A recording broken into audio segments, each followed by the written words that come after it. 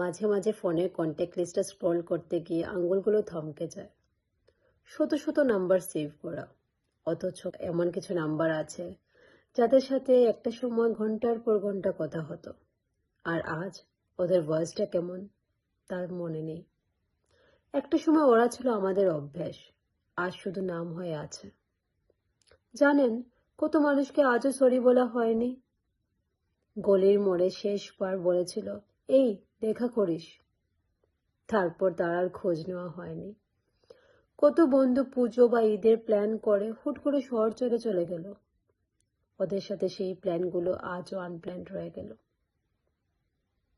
কেউ কেউ তো বলেছিল এই 5 মিনিট দ্বারা আসছি, সে যে গেল আর ফিরল না।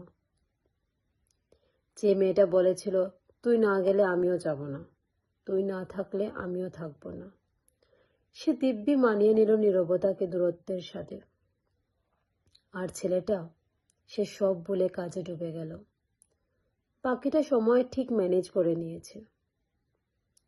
সব থেকে কষ্টের কি জানেন, কন্ট্যাক্ট লিস্টে এমন কিছু নাম্বার আছে যার অপাশের মানুষগুলো এই দুনিয়াতে আর নেই। জং ধরা গ্রিলের মতো রয়ে গেছে ওদের স্মৃতিটুকু। মাঝে মাঝে জানেন, খুব ইচ্ছে করে ডায়াল করে দেখি, যদি ওপাশ থেকে বলে ওঠে, কি রে, ভালো আছিস? ছোটবেলায় আমরা খুব সহজে হারিয়ে ফেলতাম পেন্সিল রাবার, তাই না? বড় হয়ে ঠিক সেইভাবেই খুব সহজে হারিয়ে ফেলি আমাদের প্রিয় মানুষগুলোকে, ভীষণভাবে।